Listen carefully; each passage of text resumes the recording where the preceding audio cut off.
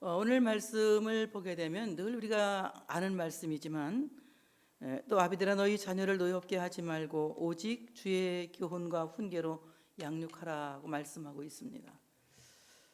자녀를 키우면서 우리가 자녀들을 참 화나게 하지 말고 키워야 되는데 그렇게 참 쉬운 일은 아닌 것 같아요. 공동번역 성경에는 어버이들은 자녀의 마음에 상처를 입히지 말고 주님의 정신으로 교육하고 훈계하며 잘 기르십시오 이렇게 말씀을 하고 있습니다. 골로새 3장 21절에는 아비들아 너희 자녀를 노엽게 하지 말지니 낙심할까 함이라고 말씀하고 있습니다. 자녀를 노엽게 하지 말라. 이 노엽게 한다가 무슨 말인가? 제가 헬라말로 찾아봤더니 파루로 기조라고 하는 말이야. 노엽다라는 말이. 이 말은 무슨 말이냐면 안달하게 한다. 자녀들로 하여금 안달나게 하지 말게 키워라. 또는 이 노엽게 한다, 약 올린다, 흥분하게 한다 이런 뜻을 갖고 있어요. 우리가 자녀들을 키우면서 굉장히 약을 올리지. 저도 요즘 선우 약 올리는 재미로 살아요. 뭐 틀리면 내가 너하고 앉아 이거 약 올리는 거거든요. 걔가 굉장히 바로 1초 안에 꼬리를 내려요. 내가 약 올리면은. 근데 사실 그렇게 하지 말아야 되는데 걔가 말을 제일 잘 듣는 방법이 그거니까 제가 그 방법을 씁니다. 근데 오늘 주님께서는 말씀하고 계세요. 우리에게 자녀를 안달나게 하지 말아라. 여러분 자녀들 공부시키면서 우리가 공부하라고 자녀들을 안달하게 하고 힘들게 하면 그 사춘기 때 그 아이들이 그 폭발하게 돼 있어요. 자기 공부 잘 안 되는데 자꾸 공부하라고 그러니까. 그래서 우리가 공부를 하지 말라고는 하지 말아야 되겠지만 공부를 1등 해라, 최고가 되라 뭐 이런 얘기들은 자녀에게 스트레스를 주는 거라고 저는 생각해요. 저는 다행히 그런 얘기를 안 하고 키웠어요. 자녀들에게 참으로 안달하게 하게 하지 말라, 또 약 올리지 말아라, 흥분하게 하지 말아라. 그렇게 되면 자녀를 노엽게 하면 자녀가 굉장히 이제 상처를 받고 낙심하게 된다는 거죠. 공동병력에 말씀하신 대로 상처를 입히지 말라. 이 말은 라츠아츠라고 하는 히브리 말인데요. 이 말은 이제 그 자녀들에게 산산조각 나게 하지 마라. 타박상을 입히지 말아라.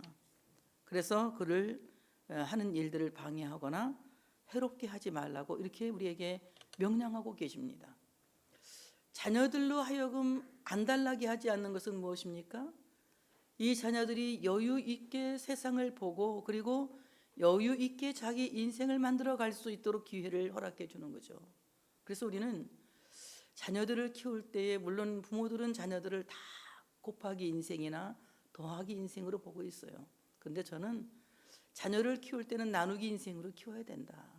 우리 나누다 보면 어떻습니까? 곱하고 더하는 데는 정답이 나오지만 나누다 보면 어떻습니까? 많은 나머지 숫자가 나오잖아요. 우리 자녀들에게는 이 나머지 숫자라고 하는 엄청난 가능성들이 있어요. 그 아이들이 이 다음에 성장해서 어떤 큰 일을 하게 될지 또 어떤 큰 사람이 될지 아무도 모릅니다. 그 영향력을 잘 키워나갈 수 있도록 그들이 갖고 있는 그 나머지 부분을 잘 키워나갈 수 있도록 부모는 자녀들에게 기회를 주고 또 부모들은 자녀들을 그렇게 할 수 있도록 격려해주고 지지해주는 것이 이제 부모가 해야 될 일이라고 저는 생각합니다. 우리 혜란이 한 4학년 때인가 5학년 때인가 문화방송국에서 편지가 왔어요. 아역 탤런트 합격이라고. 얼마나 놀랐는지 몰라요. 내가 그거 막 찢어버렸어요. 그래서 2번, 3번 오길래 다 찢어버렸어요. 그리고 내가 얘기했습니다. 너 탤런트만 됐다 봐라 너. 그러면 엄마하고는 딸도 안 할 거니까 나한테 엄마라고 부르지 말고 나가라 그랬어요. 그래서 제가 그 이제 탤런트 꿈을 그냥 완전히 박살을 내버렸죠. 지금 생각해 보니까 잘못한 것 같아. 탤런트 시켜가지고 그 언니 부대 만들어가지고 교회 부흥시켰으면 좋았을 건데 그때만 해도 뭐 탤런트 된다는 거, 뭐 가수 된다는 거 이런 건 저한테는 허용이 되지 않는 일이었으니까요. 우리는 모두가 내가 갖고 있는 꿈을 자녀에게 투사하려고 그러죠. 내가 못하는 것을 자녀를 통해서 하고 싶어하고 또 내가 할 수 없었던 것을 자녀들이 할 수 있게 한단 말이죠. 자녀와 나는 달라요. 생각도 다르고 탤런트도 다르고 그리고 생각하는 모든 살아가는 그 삶의 꿈이 달라요. 근데 우리는 어떻습니까? 그 꿈을 인정하기보다는 부모의 꿈이 그에게 이루어지기를 우리가 늘 기대하고 그리고 그들로 하여금 안달나게 만드는 거 아니겠습니까?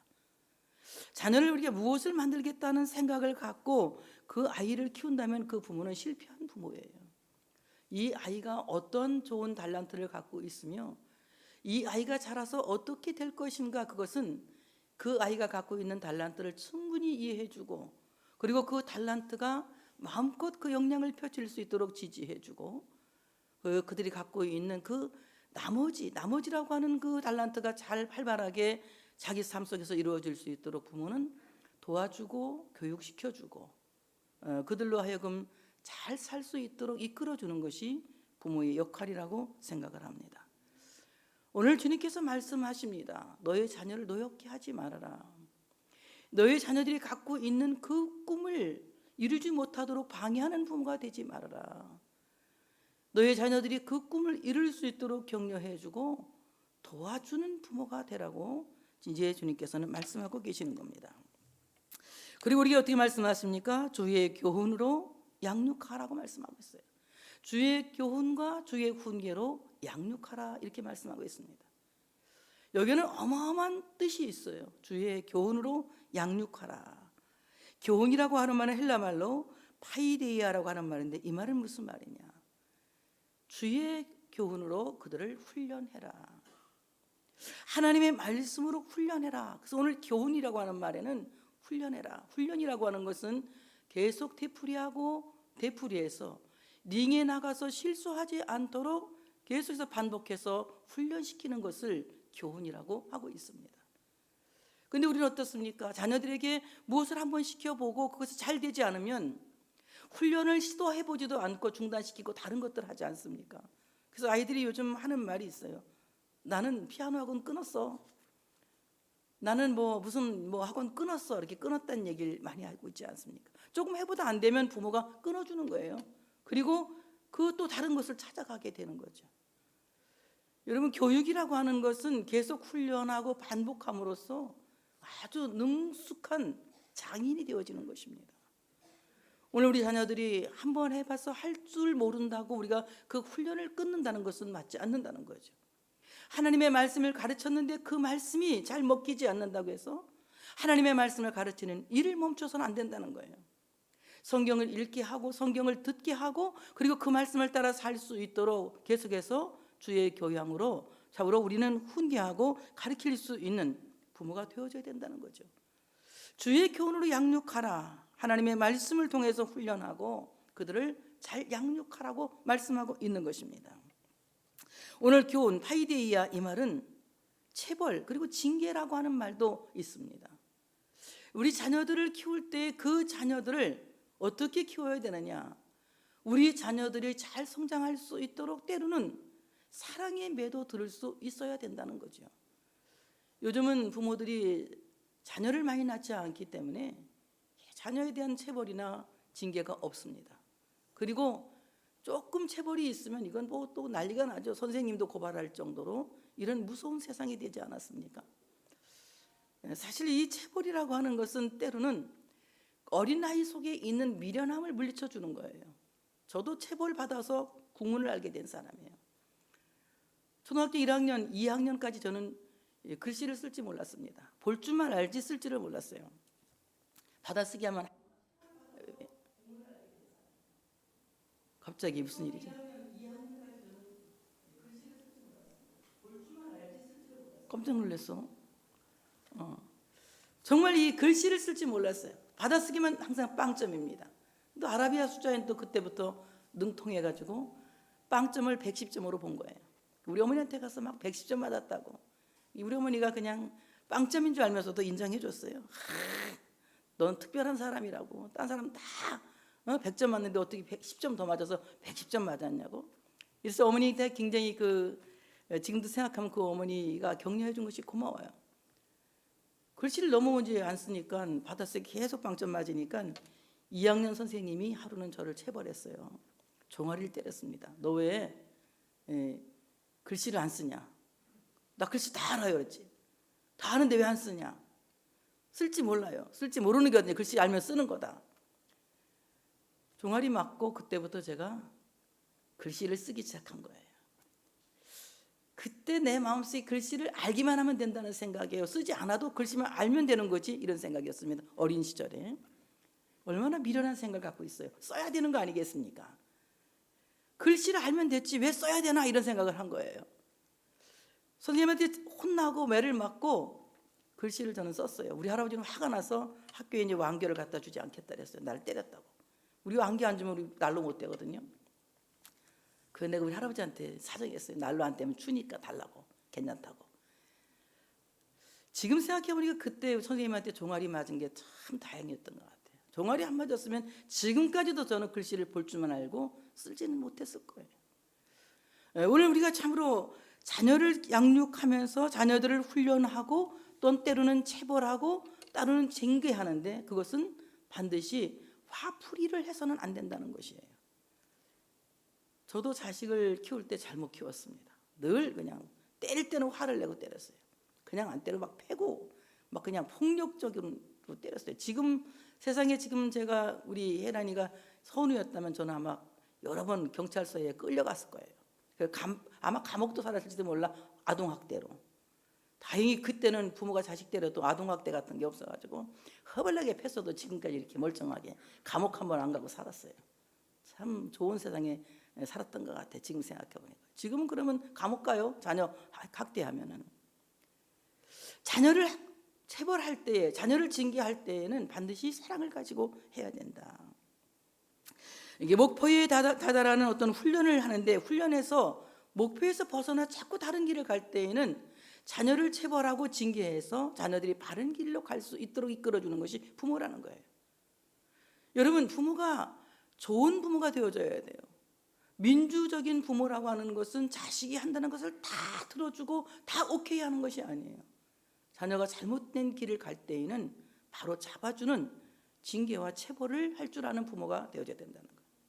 그것을 기술적으로 잘할 수 있는 부모가 되어줘야 된다는 거예요. 자식을 패거나 자식을 함부로 때리는 것은 좋지 않죠. 그러나 자식을 적당하게 체벌할 수 있는, 징계할 수 있는 지혜로운 부모가 되어줘야 된다는 것입니다. 주의 훈계로 양육하라. 오늘 이 훈계라고 하는 말은 누데시아라고 하는 말인데, 이 말은 무슨 말이냐? 특별한 사랑을 가득 담은 교정이라는 거예요. 자식을 훈계할 때에 그 사랑을 담고 그 자식이 바로 살 수 있도록 잘 이제 그 상처를 아물게 하라는 거예요. 상처는 하루를 지나게 하면 안 됩니다. 상처는 치료할 수 있는 골든 타임이 있는 거예요. 저도 어릴 때 한번 그냥 크게 넘어져 본 적이 있는데 무릎을 크게 까졌습니다. 우리 어머니는 막 그런 걸 되게 싫어하니까, 어머니한테 얘기하면 맞으니까 저는 이제 어머니한테는 비밀이에요. 원래 그 상처를 감추고 어머니한테 이제 비밀로 하고, 내가 뭘 갖다 발랐냐면 된장을 갖다 탁 발랐어요. 어머니 몰래 장독에 가서 된장을 따서 탁 붙여놓고 이제 날 거다 하고 있었는데, 이제 그게 독이 난 거예요. 다 된장을 바르니까. 그래서 막 이게 성이 나니까 이제 다리를 막 걸음도 못 걸 정도로 굉장히 힘들었어요. 우리 어머니가 너 왜 다리 절구 댕기냐고 그래요. 근데 아니라고 괜찮다 그랬어요. 우리 아버지가 이제 보자 그래요. 아버지한테는, 아버지는 덜 무서우니까 아버지 보여주었어요. 이거 큰일 난다. 그래서 아버지가 그때 이제 막 씻어주고 소독약 발라주고 안개진기 발라주고 이래가지고 이제 낫거든요. 빨리 했으면 금방 날 수 있었는데 네가 부모한테 속이고 된장 바르는 바람에 오래 갔다는 거죠. 상처라고 하는 것은 치유받을 수 있는 골든타임을 놓치면 그 상처가 깊어지고, 그 상처가 깊어지면 만지기만 해도 덧나는 이제 굉장한 큰 트라우마를 갖고 살게 되는 거죠. 아이들을 징계하고 아이들을 체벌하고 난 뒤에는 반드시 사랑으로 그 상처를 감싸고 그 상처를 치유해주는 지혜로운 부모가 되어줘야 된다. 그것을 훈계라고 하는 거예요. 오늘 이 교훈과 훈계가 똑같은 말 같지만 달라요. 교훈은 바로잡기 위해서 징계하고 체벌하기도 하지만, 훈계는 상처를 보듬어주고 상처를 싸매주고 상처를 치유해주는 사랑이 가득 담은 교정이라는 거예요. 얼마나 부모가 아픈지. 하루는 저희 어머니가 당신을 막 때리고 있어요. 당신을 막 때리고 있어. 내가 우리 어머니가 왜 저렇게 때리지 자기를? 엄마 왜 그래? 왜 엄마가 엄마를 때려? 그랬더니 우리 어머니가 하는 말이 내가 너를 잘못 키워가지고 나한테 벌을 주는 거래요. 내가 왜 나를 잘못 키운 건데 그랬더니 내가 너무 그냥 뭐 어머니가 볼 때 마음에 안 드는 거예요. 그러니까 저 대신에 엄마가 대신 때리는 거예요. 다른 것도 아니에요. 내가 할머니한테 고자질하고 일러 바치는 거 마음에 안 들어서 그런 거예요. 그 뒤로 제가 고자질 고쳤잖아요. 엄마가 엄마를 때리는 바람에 내가 고자질을 고쳤어요. 만약에 나를 때렸으면 난 더 고자질했을 거예요. 어머니가 자기를 때리니까 아이고 내가 자꾸 고자질하면 우리 어머니가 자꾸 자기를 때리겠구나 이런 생각이 들어간 거예요. 저는 고자질하는 거 그때부터 고치고 할머니한테 고자질 일치 안 했어요. 하고 싶은 말이 있지만 꾹 참았어요. 그거 사랑 담은 교정이죠. 우리가 자녀를 키울 때 사랑이 담은 교정이 굉장히 필요하다는 거예요. 얼마나 엄마가 마음이 아픈지, 얼마나 아빠가 마음이 아픈지, 너의 그 행동으로 인해서 내가 얼마나 아픈지 아이 메시지로 전달할 수 있어야 된다. 나는 네가 그렇게 할 때 너무 마음이 아프다. 그리고 너에 대한 미안한 마음 때문에 죄책감도 크다. 이런 얘기를 우리가 할 수가 있는 얘기가 아니겠어요? 자, 이와 같이 주의 교훈과 주의 훈계로 양육하라 이렇게 말씀하고 있습니다. 그럼 양육이란 것이 무엇이냐? 양육. 부모는 자식을 양육해야 할 의무가 있는 거예요. 자식을 낳았다고 해서 부모가 아니거든요. 자식을 태어나게 했으면 그 자식이 성인이 되기까지 적어도 23세까지는 부모가 그 자녀를 책임지고 양육하고 그 아들을 그 자식들을 서포트할 수 있는 부모가 되어줘야 된다는 거예요. 자, 어떤 의무가 있느냐? 양육의 의무에서 첫째는 먹여야 할 의무가 있는 것이다. 부모가 자식을 위해서 음식을 하지 않는다. 그리고 자식에게 음식을 만들어 먹이지 않는다. 이것은 죄예요. 자식에게 뭐 좋은 음식, 아주 비싼 음식 이런 음식을 만들어 먹이기보다는 자식을 건강하게 하기 위해서 자식을 위해서 음식을 만드는 부모가 되어줘야 됩니다. 사르밧 과부 보세요. 한 끼 먹을 양식밖에 남지 않았습니다. 그거 먹고 죽어요. 이제 그거 먹으면 먹을 것이 없어서 굶어 죽게 됩니다. 그럼에도 불구하고 열왕기상 이제 17장 12절에 보니까 나와 내 자식을 위해서 음식을 만들고 그리고 이제 죽겠다고 말하고 있지 않습니까? 내일 죽을지라도 오늘 자식을 위해서 음식을 만드는 것이 부모다. 그래서 부모는 자식을 위해서 음식을 만들어 먹이고 자식이 잘 먹을 수 있도록 음식을 만드는 좋은 요리사가 되어줘야 된다. 이런 면에서 우리 장 목사님은 정말 멋있는 요리사예요. 저는 이제 간신히 하나씩 근데 하지 말라고 그래. 우리 애들은 나보고 맛없다고 하지 말래도 해야지 어떡하겠어요. 내가 안 만들면 다 굶는데. 자식을 위해서 음식을 만드는 것은 부모가 해야 될 일인 것이다. 그래서 자식에게 먹이는 거, 먹이지 않는 것은, 그래서 먹이지 않아서 굶겨 죽이는 것은 학대인 거예요. 자식을 위해서 음식을 만드는 것은 아주 쉬운 것 같고 보편적인 것 같지만 제일 중요한 거예요. 안 먹으면 죽이니까. 그래서 자식을 위해서 부모가 자식을 위해서 음식을 만드는 것은 양육 중에 가장 위대한 양육이다. 하갈은 사라에게서 쫓겨나서 광야에서 이제 갖고 나온 물과 떡을 다 먹고 난 뒤에 아들이 배고파서 목말라서 견딜 수 없어 이스마엘이 우는 것을 보고 그냥 좀 떨어져 앉아서 막 방성대고 가고 울지 않아요. 내 아이가 죽는 것을 참아볼 수가 없다. 자식이 굶어 죽는 것을 참아볼 수가 없다는 거예요. 그 광야에서, 쌀 한 톨 나지 않는 광야에서, 물 한 방울 나지 않는 광야에서 창세기 21장 16절 19절에 보면은 그 우는 이스마엘을 보면서 하갈이 막 목을 놓고 웁니다. 그때 하나님께서 하갈의 눈을 밝히시고 샘물을 보게 하시고 그 샘물을 떠다가 이스마엘을 먹이고 살려주지 않습니까? 자식에게 무엇을 먹여야 할까를 부모는 기도해야 된다. 어떤 것을 먹여야 할까를 기도해야 된다. 저는 우리 혜란이가 한국에 나오면 해주고 싶은 게 너무 많았어요. 내가 이걸 해주면 우리 딸이 건강해질 거야 이런 생각을 했어요. 안 먹어요 지금도. 그냥 안 먹어. 자기가 먹고 싶은 것만 딱 먹지 잘 안 먹어요. 정말 먹이고 싶은데 저는 이걸 먹으면 좋아질 것 같은데 뭐 맨날 공부하는 게 이제 책 보고 자연에 어떻게 자연을 갖고 우린 자연이니까 어떻게 자연을 먹고 건강하게 살까 이것만 연구하거든. 어떤 게 뭐가 이게 뭐에 좋고 이게 뭐에 좋고 이런 생각을 하면서 내가 하거든. 다 뭐 하나 만들더라도 자식을 위해서 무엇을 먹일까를 기도하는 부모가 되어져야 된다. 어떤 걸 먹여서 우리 자식이 건강하게 될까? 어떻게 하면 우리 애가 더 건강해질 수가 있을까? 이런 것들을 부모는 생각하면서 무엇을 먹일까를 기도하는 이것이 양육의 의무다. 아주 보편적인 것 같고 시시한 것 같지만 이것은 아주 근본적인 것이고 가장 본질적인 것이다. 자식을 위해서 먹이기 위하여 음식을 만들고 무엇을 먹일까를 기도하는 부모가 되라. 두 번째는 입혀야 될 의무가 있는 것이에요. 자녀를 위해서 입혀야 될 의무. 여러분 자식을 벌거벗기 위해서 밖에 내놓는 것은 부모 잘못인 거예요. 자식에게 아무 옷이나 입혀서 밖으로 내놓는 거 이것도 부모 잘못인 거예요. 부모는 자식에게 옷을 입혀야 됩니다. 그렇다고 해서 비싸고 뭐 아주 유명한 브랜드 있는 옷을 그런 사서 입히라는 것이 아니라 저는 할아버지한테 배웠어요. 옷은 깨끗하게 입고 다녀야 되고 남이 볼 때에 손가락질 하지 않도록 옷을 단정하게 입고 다녀야 된다 그랬어요. 그래서 옷이 떨어졌으면 꿰매 입고 깨끗하게 빨아서 입고 다녀라 이런 얘기를 할아버지한테 늘 들었습니다. 자녀의 옷 챙겨주는 부모가 되어줘야 돼요. 그래서 이 아이들이 정말 건전하게 옷도 입고 잘 성장할 수 있도록 좋은 옷보다는 깨끗한 옷을 입혀서 밖에 내보내서 아이들이 체면 구겨지지 않도록 부모는 해야 된다는 거예요. 땀내가 뻘뻘 나는 옷 다 떨어져서 여기저기 휘어져서 뭐 엉덩이가 다 나오는 이런 옷을 입혀서 밖에 내보내면 안 되죠. 지금같이 좋은 세상 옛날에는 옷이 없으니까 얻어 입히는 것도 어렵고 다 꿰매서 입히지 않았습니까?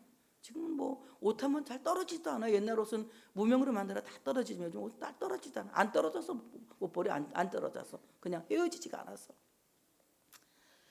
아주 쉬운 것 같지만 아무것도 아닌 것 같지만 부모는 자식에게 옷을 지어 입혀야 된다. 여러분 사무엘이 시대적인 아주 그야말로 큰 사람이 되지 않았습니까? 사무엘이 큰 사람이 된 것은 그의 어머니 한나가 사무엘에게 어릴 때부터 에봇을 지어 입혔어요. 특별한 옷을 지어 입혔습니다. 특별한 옷을 입으면 특별한 사람이 되어지는 거예요. 그래서 오늘 우리 자녀들에게 부모는 옷을 단정하게 입힐 수 있는 부모가 되어져야 된다. 깨끗한 옷을 입힐 줄 아는 부모가 되어 아주 쉬운 것 같지만 양육의 의무 중에서 이것은 빼놓을 수 없는 거예요. 요셉은 노년에 얻은 야곱은 노년에 얻은 아들 요셉에게 채색 옷을 지어 입혀서 그를 왕자처럼 키웠어요. 황태자처럼 키웠습니다. 비록 형들에게 핍박을 받아서 애굽으로 팔려가긴 했지만 요셉은 바로 다음에 총리가 되어서 왕자 같은 삶을 살게 되는 것을 우리가 볼 수 있습니다. 여러분 자녀들이 잘 깨끗하게 옷을 입고 나설 수 있도록 부모는 자식들의 옷 입는 것에 대해서도 신경을 쓸 수 있어야 돼요. 잘 봐줘야 됩니다. 옷 매무새를 잘 봐줘야 돼요. 그래서 아이들이 아무 옷이나 입고 막 그냥 훌떡 벗고 다니죠. 그렇게 내버두는 것이 아니라 자녀들 옷 입는 것에 대해서도 부모는 관심을 가져야 된다는 것입니다. 그 다음에 부모는 자식이 병들면 고쳐주고 돌봐야 될 의무가 있는 거예요. 자식이 병들었는데 그냥 방치해 두는 것은 부모가 아니죠.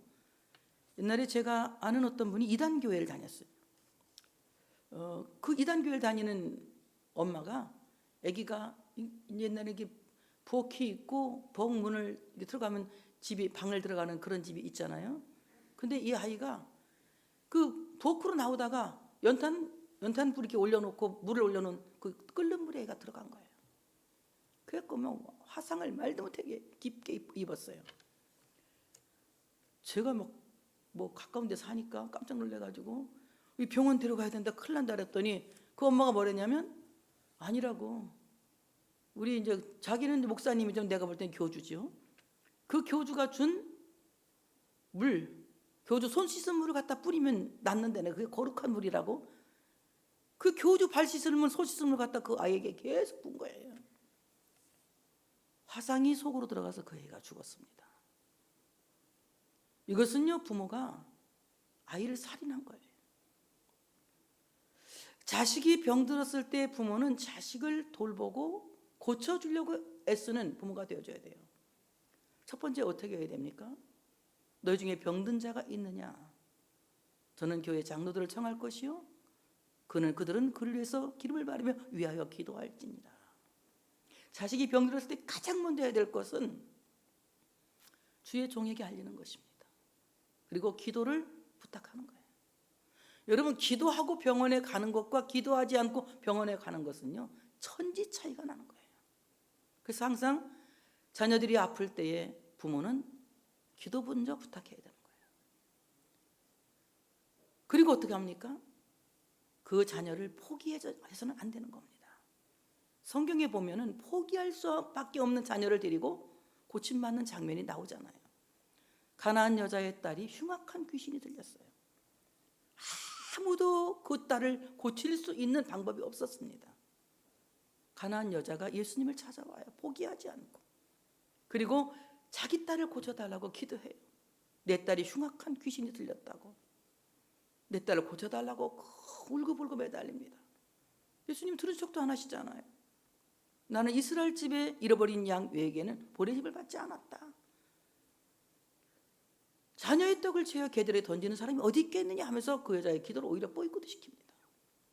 그런데 그 여자가 인정해요. 맞습니다. 그러나 개들도 주인의 상에서 떨어지는 부스러기를 먹습니다. 내가 비록 이방인이지만 내가 당신을 주인으로, 당신을 하나님으로 섬기는 사람이 되겠습니다. 이 말이거든요. 그때 주님께서 뭐라고 하십니까? 내 믿음이 크도다. 그 딸이 즉시 낫지 않습니까? 포기할 수밖에 없는 상황이지만 포기하지 않고 기도했다는 거예요. 끝까지 기도했다는 거예요. 야이루는 어떻습니까? 딸이 죽어가고 있었어요. 그때 예수님을 야이루가 찾아갈 때는 죽지 않았어요. 그땐 죽어가고 있을 때였습니다. 내 딸이 지금 죽어가고 있는데 와서 손 한번 얹어주시면 낫겠나이다. 이렇게 말하지 않습니까? 그때 신하 하나가 와요. 당장 딸이 죽었다. 지금 딸이 죽었다고 얘기해요. 그럼에도 불구하고 예수님은 야이루의 집에 들어가서 야이루의 딸을 살려주지 않습니까? 소녀야 일어나라 달리다굼 하면서 그 유명한 달리다굼의 역사가 야이루의 집에서 일어나지 않습니까? 부모는 자식이 죽을 병에 걸렸어도 포기하지 않는 거예요. 부모는 자식이 어떤 상황이 있어도 포기하지 않는 거예요. 그 자녀를 위해서 기도하고 그 자녀가 나을 수 있도록 최선을 다하는 거예요. 병원에도 가고 약도 먹이고 어떻게 하면 이 자녀를 살릴까 애쓰는 것이 부모의 의무인 것입니다. 병든 자식을 방치해 두고 병든 자식을 돌아보지 않는 것은 부모가 해야 될 일이 아니라는 거죠. 병든 자식을 잘 돌아보고 그 자식이 건강하게 일어설 수 있도록 위해서 기도하고 고쳐보려고 애쓰는 것이 부모의 마음이라는 거죠. 그래서 오늘 양육의 의무에서는 이와 같이 먼저는 뭐합니까? 먹여야 되는 의무, 두 번째는 입혀야 되는 의무, 세 번째는 병들을 때 고쳐줘야 되는 의무가 있는 것이다. 그 다음에 무엇입니까? 자녀의 미래를 위해서 가르쳐야 하는 교육의 의무가 있는 것이에요. 만약에 가르치지 않는다면, 교육하지 않는다면 자녀의 희망이 없어지고 희망이 없어지면 가정의 미래가 끊어지는 거예요. 가정이 대를 이어서 희망을 갖는 것은 자녀를 교육하는 것입니다. 자녀 교육보다 더 큰 것은 없습니다. 이스라엘 유대 땅이 우리나라 강원도 땅덩어리 아니면 경기도 땅덩어리 많았다 그러더라고요. 저는 뭐 면적에 대해서 잘 모르니까 그렇게 별로 크지 않은 나라예요. 그럼에도 불구하고 이 작은 유대 땅의 사람들이 전 세계의 디아스포라로 흩어져 있습니다. 그들은 세계 노벨상을 다 거머쥐었고 더 나아가서는 세계 은행을 다 거머쥐고 있어요. 또 의학계도 그들이 거머쥐고 있어요. 엄청난 인재들이 유대인들 가운데서 났어요. 그럼 유대인들은 도대체 그 작은 나라에서 정말 볼품없는 그 열대 지방에서 땅 파면 소만 펑펑 나오는 그런 나라에서 어떻게 저렇게 세계적인 인물들을 냈을까? 물론 하나님이 언약하신 언약 백성이라고 또 하지만은 그들은 굉장한 교육을 갖고 있다. 교육 정신을 갖고 있다는 거예요. 유태인 교육은요, 대단한 겁니다. 모태에서부터 부모가 성경을 읽어줘요. 뱃속에 있는 아이에게 성경을 읽어줍니다. 뭐를 안다고 읽어주겠냐고. 저도 사실은 우리 혜란이한테 뱃속에서부터 읽어주기는 했는데 이제 기대합니다, 저는. 예. 모태에서부터 성경을 읽어줘요. 그리고 이제 13살까지 반복해서 성경 말씀을 잘 암송하라. 왜 13살이면 12살까지는 부모가 자식을 책임져야 될 의무가 있는 거예요. 13살부터는 본인이 스스로 이제 교회에 나가서 절기를 지키게 돼 있거든요. 그러니까 성경을 반복해서 읽으라고 계속 암송하게 하고 이제 애들은 뭐 그냥 탈무드를 가르치고 토론하는 것들을 자꾸 가르치죠. 그래서 우리하고 생각이 달라요. 우리는 아이들이 태어나면 영재 교육을 시킨다고 막 영재 교육이니 뭐 어디 영어 마을이니 막 이런 것들 정신받고 막 그런 데만 보내려고 애를 쓰지 않습니까? 국어를 잘해야 돼, 영어를 잘해야 돼, 수학을 잘해야 돼, 막 이러지 않습니까? 유태인들은 국영수보다 탈무드를 더 좋아합니다. 모세오경을 더 좋아해요. 아이 때부터 토라를 배웁니다. 하나님의 말씀이라고 열심히 그들은 가르칩니다. 그래서 그 작은 나라에서 세계를 움직이는 사람들이 나온 거예요. 근데 제가 생각할 때에는 유대인들이 그 교육을 받아서 세계 모든 민족 위에 뛰어나게 되는 것은 보이는 부를 얻게 되는 것이다라고 저는 생각하거든요. 보이는 부를 얻게 된 것이다. 왜냐하면 예수가 없기 때문에 보이지 않는 세계의 부는 얻지 못한 거예요. 그런데 우리는 얼마나 좋습니까? 구약의 뿌리를 두린 신약 성경을 갖고 있는, 구약과 신약을 믿는, 성경 66권을 믿는 복 있는 사람들 아닙니까? 구약에 있는 구약 39권만을 믿는 것이 아니라 구약 39권과 신약 27권, 성경 66권을 믿는 우리는, 구약이 이루어진 그 사실을 믿는 우리는 교육만 잘 시킨다면 유대인보다 정말 온 세계 열방을 얻는 하나님의 백성들로 성공할 줄로 믿습니다. 저는 뭐 요즘 뭐 쇠마 교육 뭐 이런 얘기도 쇠마는 들으란 말인데요. 쇠마 교육 이런 얘기를 많이 하고 있습니다. 근데 저는 뭐 쇠마 교육 뭐 이런 것보다 중요한 것은 성경이 말씀하신 그대로 신명기 6장 7절에 내 자녀에게 부지런히 가르치며 집에 앉았을 때든지 길을 갈 때든지 누워 있을 때든지 일어날 때든지 이 말씀을 강론할 것이며, 하나님의 말씀을 늘 부모가 가르치라는 거예요. 부모가 잠언 22장 6절에 보니까 마땅히 행할 길을 아이에게 가르치라. 그리하면 늙어도 그것을 떠나지 아니하리라 고 말씀하고 있습니다. 기독교인들은 기독교 교육을 시켜야 된다는 거예요. 기독교인들이 유대인 교육을 시킨다고 뭐 EQ 교육, 먹은 교육 이런 거 뭐 자꾸 따라하지 마시고, 기독교인들은 기독교 교육을 시켜야 기독교인으로 자녀들이 성장하고 기독교가 흥왕하여 간다는 거예요. 우리의 목표는 땅 끝까지 이르러 주의 복음이 증거되는 것이고, 땅 끝까지 이르러 하나님의 나라가 확장되어지는 것이에요. 그런데 우리는 어떻습니까? 자녀들을 하나님의 말씀 복음으로 가르치는 부모가 되어져야 된다는 것입니다. 자녀들을 참으로 기독교 교육으로 가르치기 위해서는 첫 번째는 주일학교에 내보내야 된다. 주일학교에. 오늘 우리 준서가 읽었어요. 편지를 읽는데 보니까 교회에 오면 우리 최수화 부장님이 예수님 잘 믿고 천국 가라고 가르친다고 그러잖아요. 복음의 핵심이에요. 예수 잘 믿으면 천국 간다. 그래서 우리는 과거에 뭐 여러 말이 필요 없습니다. 예수 믿으면 천국, 불신자 지옥 이런 게 뭐 전도의 그냥 그 하나의 그 뭐 부르짖음이었습니다. 요즘은 뭐 여러 말들이 많지만 간단합니다. 예수 믿으면 천국, 안 믿으면 지옥. 예수 믿으라고 가르친다는 거 이거 굉장히 중요해요. 그래서 어린아이들은 주일학교에 내보내야 되는 거예요. 요즘은 제가 참 행복해요. 왜 행복하냐? 우리 학생들이 좋은 목사를 또 만났어요. 뭐 김용훈 목사 참 좋은 목사예요. 그 아이들을 데리고 뭐 한번 1000명 모인 것 같아. 내가 볼 때는 그 애들 놓고 뭘 해서 가보면 몇 명 되지도 않아. 그 애들을 놓고 막 엄청 많이 모인 것 마냥 애들하고 하는 거예요. 굉장히 풍성해졌어요. 숫자는 작아도 풍성해졌어요.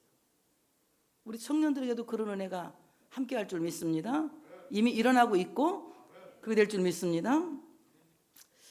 아이들을 주일학교에 내보내고 학생회에 내보내는 거, 이거 굉장히 중요한 거예요. 그래서 주일학교 예배, 학생회 예배는 예배라기보다는 교회 학교라는 개념을 갖고 있어요. 어릴 때 교회에 나와서 예수님을 배우는 거예요. 복음을 배우는 거예요. 주님의 부활을 배우는 것이고 천국과 지옥을 배우는 것이에요.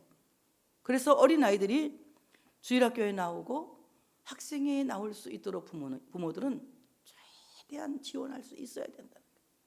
아이들을 데리고 태워다 주기도 하고 아이들이 열심히 나갈 수 있도록 격려해주고 도와줘야 된다. 아이들이 때로는 가기 싫다고 그러죠. 교회 가기 싫다고, 성년대도 가기 싫다는데 애들은 오죽 가기 싫다고 했어요.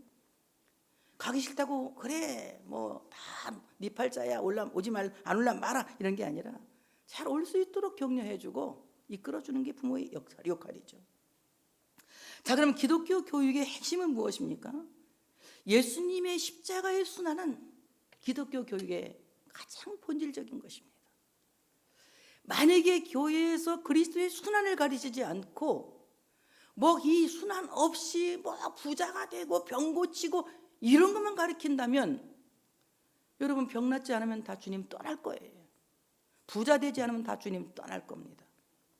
예수 그리스도의 십자가의 고난이 누구를 위한 것인지 무엇 때문인지를 가르쳐야 된다는 거예요. 예수 그리스도의 십자가의 순환은 결국 나 때문인 것이고 예수 그리스도의 십자가의 순환은 결국 나의 죄 때문인 것이죠. 나의 죄의 문제를 해결하기 위해서 예수님이 십자가의 순환을 받은 것이 아니겠습니까? 저는 교회를 그냥 설렁설렁 다니다가 은혜를 받았어요. 은혜를 받고 나니까 제가 제일 먼저 깨달은 것이 저는 예수님이 십자가 지고 그 순환절만 오면 제가 막 울었는데 예수님 불쌍해서 울었어요. 아이고 얼마나 아플까 막 이렇게 불쌍해서. 그런데 은혜를 받고 보니까 저는 내 죄 때문에 울었어요. 내 죄가 예수님을 십자가에 죽게 했구나. 나의 죄 때문에 주님이 십자가에 죽으셨구나. 주님을 십자가에 못 박은 사람은 유대인이 아니라 나였구나. 저는 그때 예수님을 십자가에 죽은 범인이 저라는 것을 깨달았습니다.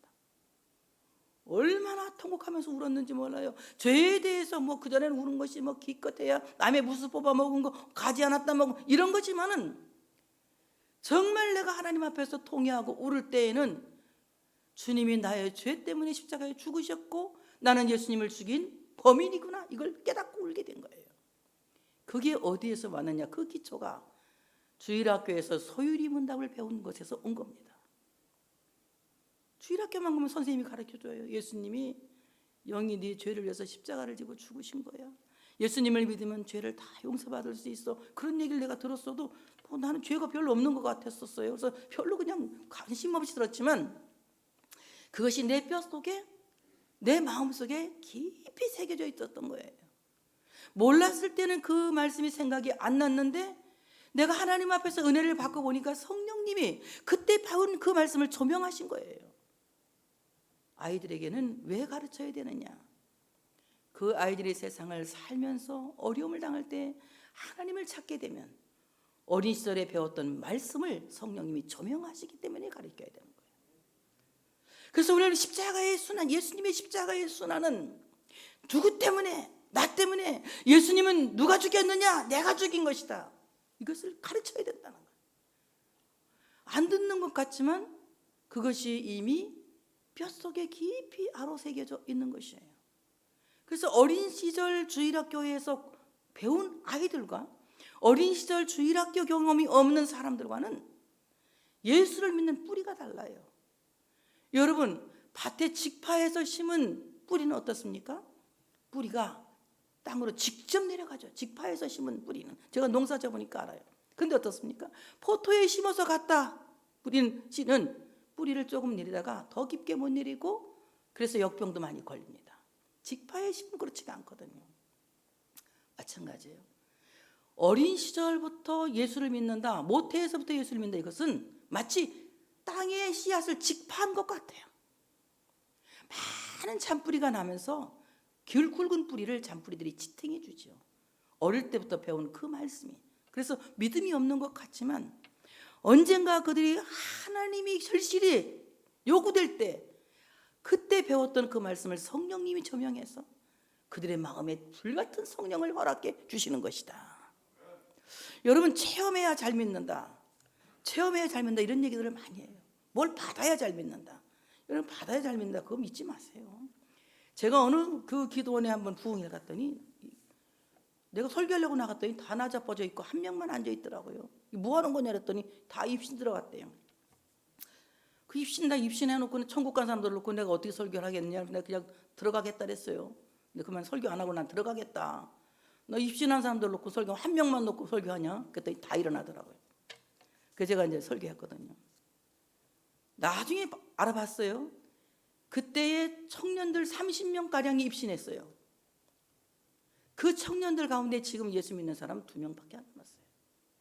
입신했는데, 천국 봤는데 어떻게 예수를 안 믿어요? 가짜 입신이죠, 가짜 입신. 여러분, 정말 체험이라고 하는 것은 하나님의 말씀을 통한 경험이 있어야 된다는 거예요. 하나님의 말씀을 통한 경험은 배우지 않고는 경험할 수 없는 거예요. 그래서 어릴 때부터 하나님의 말씀을 배워야 되고 가르쳐야 될 부모는 의무가 있다는 거죠. 예수님의 십자가의 순환이 누구를 위한 것이며 누가 예수님을 그렇게 십자가에 죽게 했느냐, 이것을 부모도 가르쳐야 되고 교회도 가르쳐야 된다는 겁니다. 그 다음에 예수님의 순환만 가르치고 부활을 가르치지 않는다면 기독교는 소망의 종교라고 말할 수가 없겠죠. 예수님이 십자가에 죽으시고 무덤에 장사된 지 3일 만에 부활하신 이 놀라운 사건, 그 사건이 지금도 세계를 움직이고 있습니다. 부활의 증인들이 나가서 예수의 부활을 증언함으로 말미암아 온 세계가 예수 그리스도를 구주로 믿는 선교의 역사가 일어나는 것을 우리가 볼 수가 있습니다. 자녀들에게 부활의 신앙을 가르쳐야 되는 거예요. 부활의 신앙은 이 땅에 있으면서도 분명히 다시 하나님이 나를 일으킬 것이다, 다시 살아나게 할 것이다.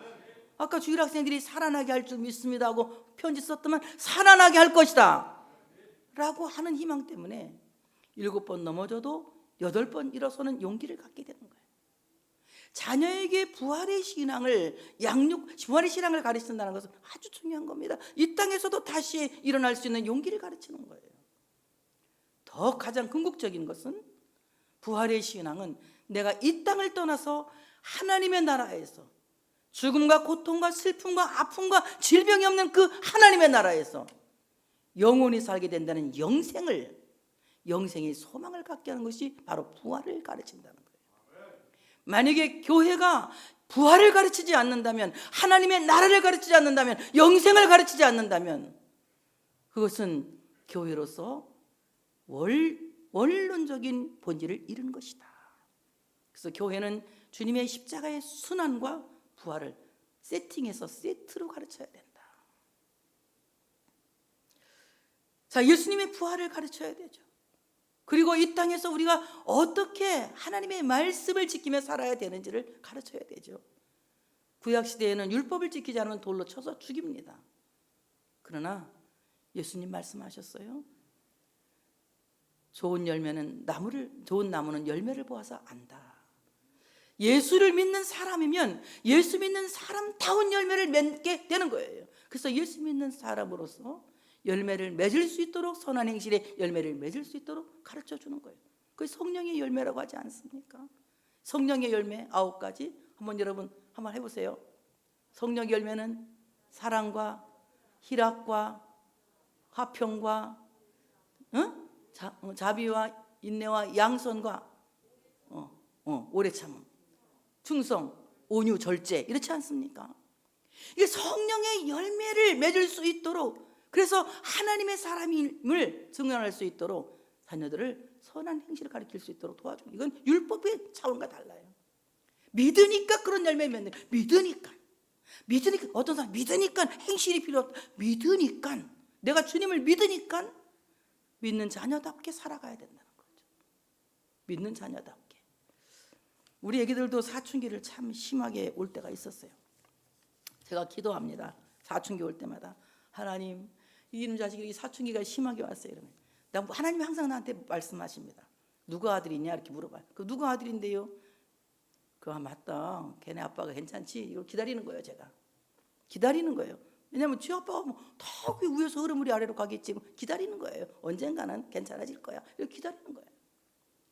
정말 우리가 하나님 앞에서 이 자녀들이 좋은 열매를 맺는 것은 부모의 신앙 행실을 따라 하는 거예요. 다 배우는 거거든요. 그래서 자녀들에게 부모는 행실의 교과서가 되어져야 된다. 다 같이 부모는 자녀들에게 도덕 교과서다. 아멘.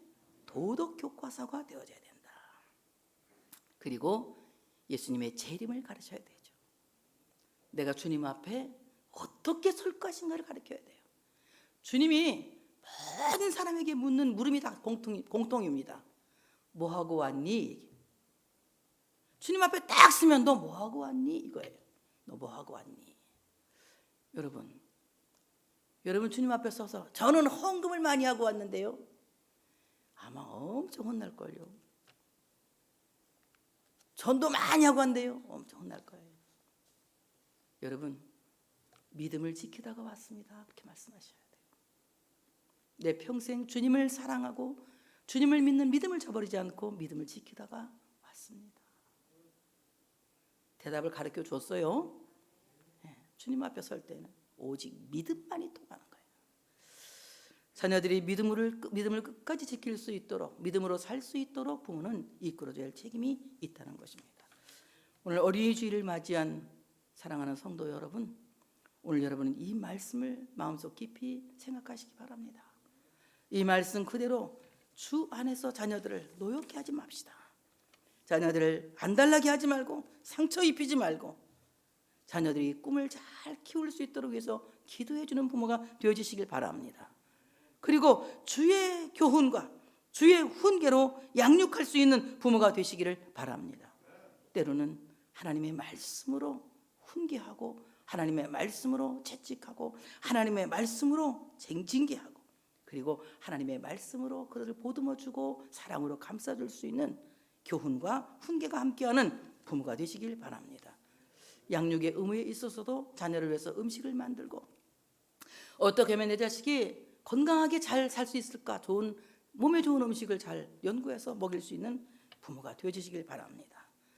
자식에게 깨끗한 옷을 입히고 나가서 부끄러운 삶을 살지 않도록 깨끗한 옷을 입힐 수 있는 부모가 되시길 바랍니다. 자식이 병들어도 포기하지 마시고 그 자식을 위해서 기도하고 건강하게 살 수 있도록 최선을 다하는 부모가 되어주시기를 바랍니다. 자녀들에게 하나님의 말씀을 가르치세요. 비록 우리가 작은 땅덩어리, 정말 세계지도 볼 때는 아주 토끼만한 작은 나라에 살고 있는 대한민국이지만 여러분들이 가르친 그 기독교 교육이 예수님의 순환과 예수님의 부활과 그리스도의 재림을 가르친 그 기독교 교육이 우리 자녀들을 세계 모든 열방을 얻게 하는 하나님의 백성들로 성장시킬 줄 믿습니다. 그래서 우리 성민교회가 다음 세대를 더 아름답게 이어갈 수 있도록 어린이 교육, 청소년 교육, 청년 교육 우리 모두가 함께 하나님의 말씀으로 교육되어서 하나님의 영광을 드러낼 수 있는 우리 모두가 되시기를 축복합니다. 영광 돌리겠습니다.